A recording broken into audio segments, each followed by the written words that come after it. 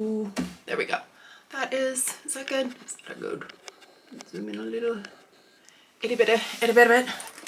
Anyways, hello friends. It has been a minute here. Yeah, been a while. Been a while since I've done a video.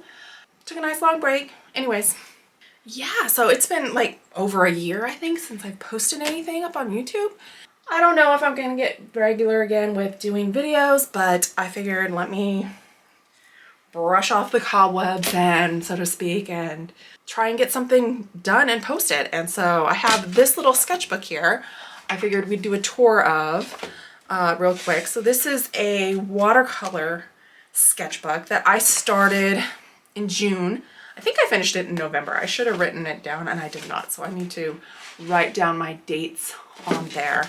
I really worked through pretty rapidly with this because I got this idea for a very specific purpose for a sketchbook. And what I was trying to do is I wanted to experiment with specific limited watercolor palettes because I'm obsessed with watercolor and I have far more than I need. But I was wanting to play around and explore and like really figure out which colors were my favorite. I have gotten to the point where I have so many I get a little overwhelmed. And so I wanted to see just what combinations I liked together. So in this sketchbook in particular, I had a very specific purpose and I wanted to do a number of color palettes. So I made 5 different palettes of 12 colors and I divided up this sketchbook and I decided that I was going to just play with those colors for a few pages in this sketchbook and just figure out what my favorite colors were going to be or what my favorite color combinations, because with the goal of setting up a specific favorite watercolor palette. I still haven't made it yet, but I think I've narrowed down the 18 colors I want to put in the palette. And this was my way of exploring. So let's get started. Let's dive in. So I started with just a quote. I really love this. Have no fear of perfection. You'll never reach it. And I tend to struggle with being overly critical of my stuff. And even in here, there's a lot of stuff in here I don't like, but as a whole for this sketchbook, I love it as a whole because I think learned what colors I liked together, what colors I maybe didn't like so much, which really was the purpose of this whole thing. So I really like how it worked for me. So let's get into it. So basically I started off with what I called my basic palette. And so I was looking for basically your split color primaries with a few extras of greens and neutrals, and I didn't want a black. I wanted to try and mix my own blacks, and I probably should have put a black in this one, but I set it up where each section you see where I have the swatches of the colors, and then I did some kind of color mixing chart on the other side.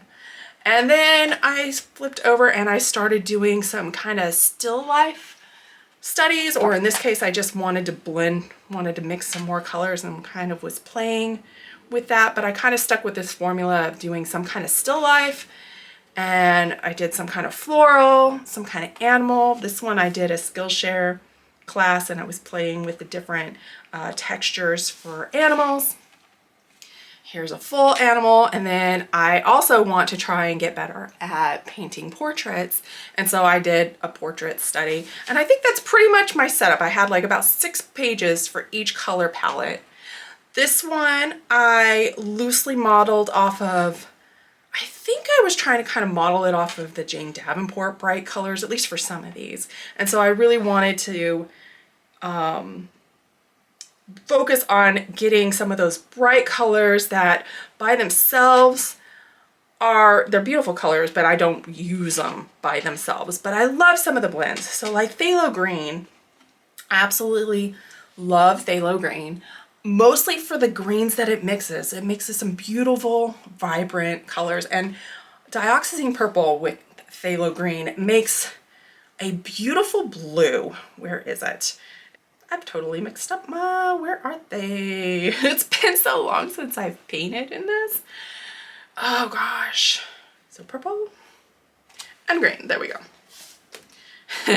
So the dioxazine purple and phthalo green mix up into this beautiful dark blue. If you lighten it out, it's just, I think it's a stunning blue. I love that mixed together. I love Prussian blue for its darkness.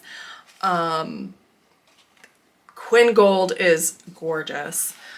These are the colors that I think they're gorgeous by themselves, but I wouldn't normally use these by themselves. I use these for mixing because I feel like they make some beautiful shades. So anyways, this one again, I have my still life, did a little bit of landscapes with it, my florals, a little kind of urban-y type watercolor, animals, and then again, a portrait. So again, stuck to a pretty systematic way of evaluating and doing these colors.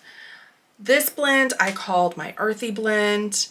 I was trying to go for some more neutrally type colors. I tried to go with a standard set of my yellow, red, and blue, so I had my basic mixing colors, but then I threw in some of my green and some of my favorite green mixes. I love this sap green, this cascade green. I love the granulating, that's the word. I love the granulating color of this cascade green. And then I have this amethyst genuine, which is one of the Primatech colors from Daniel Smith. It's the only one I have, so I threw that in here so I can play with it, and it gives a nice little shimmery, I don't know if you can see it in any of this. Anyways, some of its blends create a very nice shimmery effect. So with this one, I experimented with different trees. This one was again a Skillshare class that I did. I really enjoyed this one. This one was fun to do, and I used that amethyst color. And again, just landscape. This was from, there's an Instagram account that it's called Landscape Art Club, and so they post photos, I think, I don't know if it's every week or once a month, for a challenge for you to paint. So this was one of those.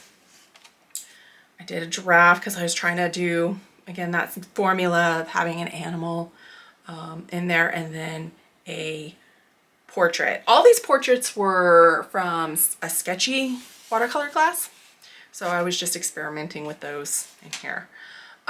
This one I called the Muted palette. This one I loosely based off of the Van Gogh Muted palette. I thought it was an interesting palette, but I wanted to try and make my own with more of my professional watercolors instead of my student grade colors. And so this was the one I put together, and I love this cobalt teal. This cork when magenta is one of my favorites, and I love this indigo also. What can I say? I just was having a blast with the different colors and mixing them. And so in this one I did a smaller kind of half chart with the color wheel there for my mixing page. I did a still life, I did a flower. I was gonna come and do some lettering here, and I just never got back to it, and I don't even care anymore. Wreath experiment, which I do not like the way that turned out at all. This one was a YouTube tutorial from Let's Make Art that I was just trying to be very loose and easygoing with that. Did a couple animals, and then again another portrait for my set. And then this one was my last color palette that I did.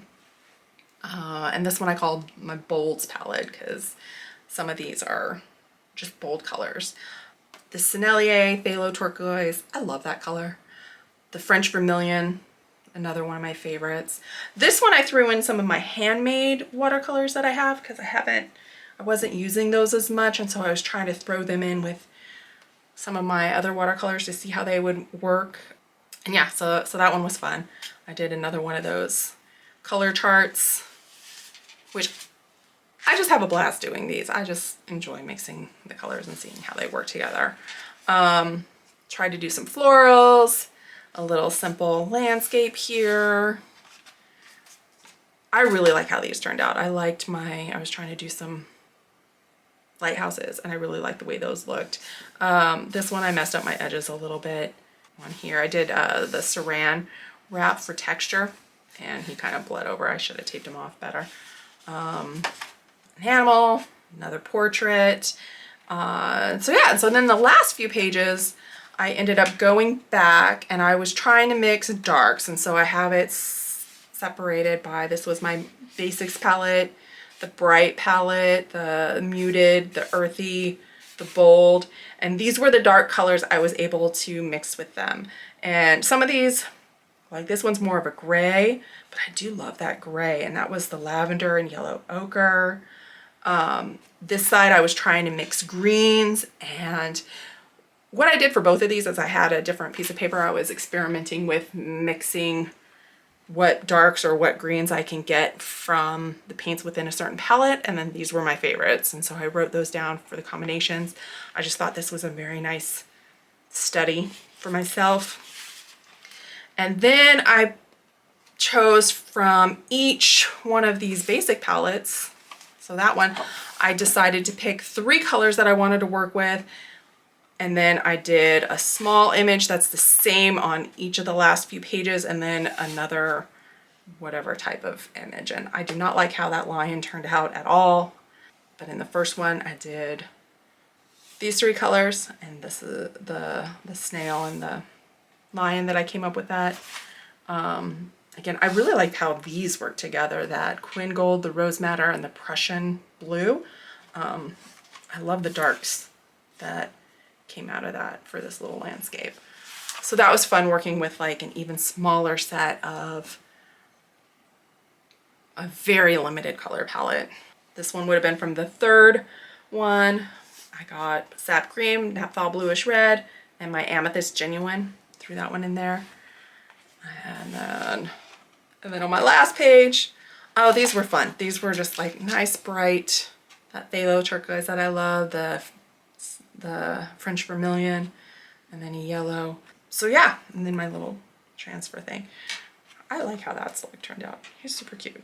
Anyways, so just a fun experimental sketchbook, which is exactly what a sketchbook is supposed to be for. I don't think anything in here is a masterpiece in itself, but as a whole, as a way to really study some of my colors, I think it was very helpful, and it was a lot of fun working through it. I got through it so much faster than I usually do with a sketchbook. I'm sorry for this light. It's like, I don't know where, there. Is that good? I won't touch it.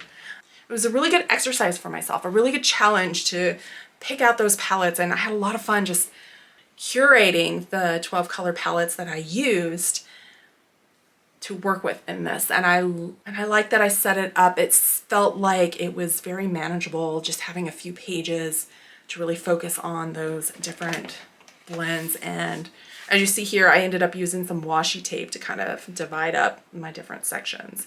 And when I worked on this, I didn't do one color palette and then the next. I kind of jumped around through the whole thing and was working using all the different palettes. And I was trying not to use too many of the same colors. There was like a couple that ended up repeating, but for the most part, all of them were different. I'm trying to think which ones. Some of them might have been the same color, but different brands. Like here I had Core's Ultramarine Blue. Here I have Sennelier's Ultramarine Deep. But there was only a couple times that I actually used the exact same color. So I have Daniel Smith's Puff Titanium in this palette, and then I had it again here in my muted palette. I think, like I said, I think there was only a couple paints, and I think it was this one again, the Hansa Yellow Deep. Hansa Yellow Deep was the same, but other than that, all of these were different. They were maybe the same color in different brands. So like I have a phthalo blue here, but I have a different phthalo blue here. I had a few of those, but for the most part, they were completely different colors, which is amazing to me. Just that I have that many colors. In this one I had Sennelier's Pain Gray. In this one, my darks were the neutral tint and this indigo. In this palette, my dark was this Daniel Smith indigo, and even comparing the different brands. So here's my Daniel Smith indigo, which feels much more black than the Core indigo, at least to me. I feel like there's a lot more blue in Core's version, but they're both stunning. I feel like I would use this one for my dark in a palette, but I don't know if I would use this one only as a dark. But anyways, I hope you enjoyed this video. Give me a thumbs up if you liked it, and let me know if you are inspired to try your own kind of color blending, palette making sketchbook kind of challenge. I will catch you in the next one. Bye.